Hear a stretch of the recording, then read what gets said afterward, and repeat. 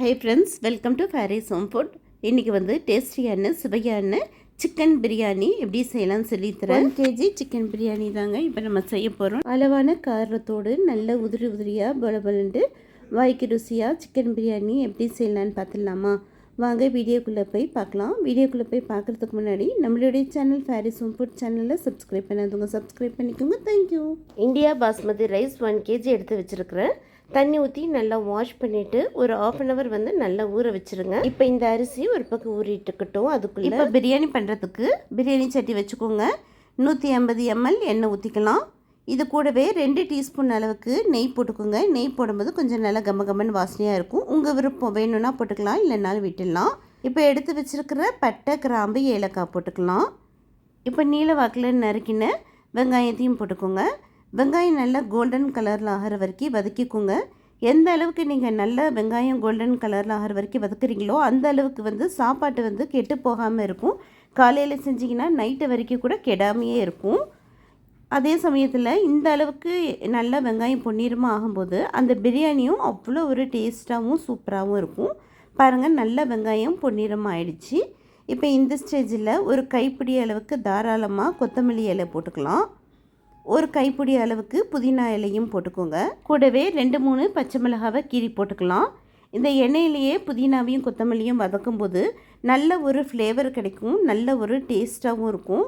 நல்லா கமகமன்ட்டு அந்த புதினா வாசனை சூப்பராக இருக்குங்க. எண்ணெயில் போட்டு ஃபஸ்ட்டு வதக்கிக்கோங்க. 2 டீஸ்பூன் வெறும் சக்தி மிளகாய் தூள் போட்டுக்கிறேன். இது நல்லா காரசாரமாக இருக்கும். உங்களுக்கு ஏற்ற காரம் நீங்கள் போட்டுக்கோங்க.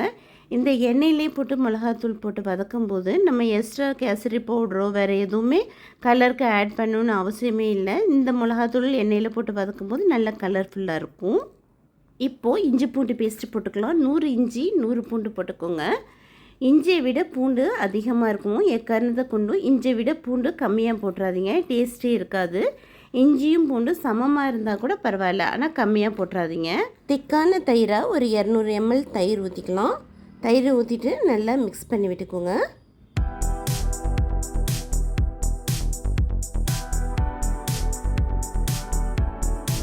நல்லா இந்த தயிர் வந்து மசாலாவோட போய் நல்லா மிக்ஸ் ஆகணும். அது வரைக்கும் நல்லா மிக்ஸ் பண்ணி விட்டுக்கோங்க. பழுத்த தக்காளியாக 4 தக்காளியை அரைச்சி ஊற்றிக்கோங்க. தக்காளியோட பச்சை வாசனை போகிற வரைக்கும் வதக்கிக்கோங்க.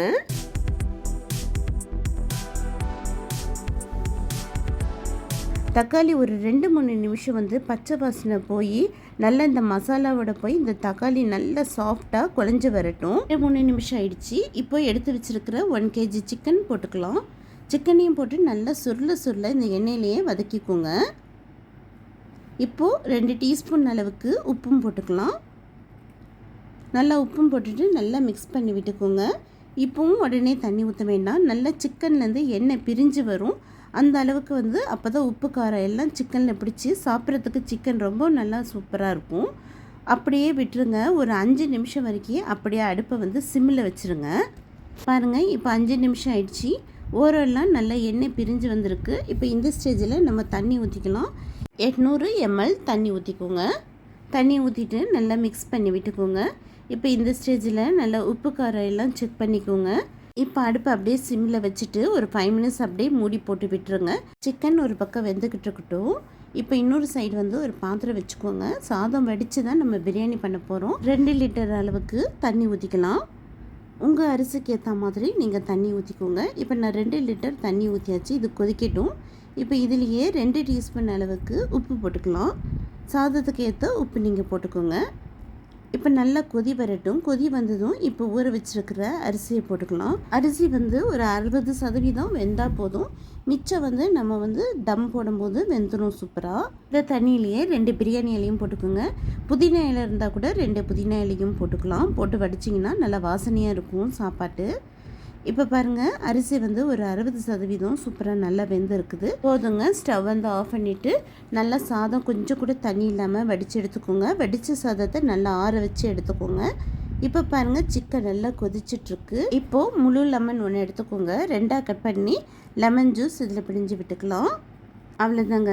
லெமன் ஜூஸ் எல்லாம் பிழிஞ்சு விட்டுட்டு நல்லா மிக்ஸ் பண்ணி விட்டுக்கோங்க. இப்போ உப்பு எல்லாம் செக் பண்ணிக்கோங்க. இப்போ வடித்த சாதத்தை பார்த்து மெதுவாக கேர்ஃபுல்லாக போட்டுக்கோங்க. சாதம் போட்ட பிறகு ரொம்பவும் கிளறி கொடுக்க வேண்டாம். கீழே மசாலா இருக்கணும், மேலே ரைஸ் இருக்கணும். ஒரு செகண்டு மட்டும் அப்படியே மேலோட்டமாக ரைஸ் வந்து கிளறி கொடுத்துக்கோங்க. ரொம்பவும் கிளறி கொடுக்காதீங்க. இப்போ நம்ம வடித்து வச்சுருக்கிற சாதம் சுடு கஞ்சி இருக்கு இல்லையா, இந்த சூடான கஞ்சி தண்ணியை அப்படியே 3 கரண்டி அளவுக்கு ஓரமாக சுற்றிலும் ஊற்றிக்கோங்க. பச்சை தண்ணி எக்காரணத்து கொண்டும் ஊற்றிடாதீங்க.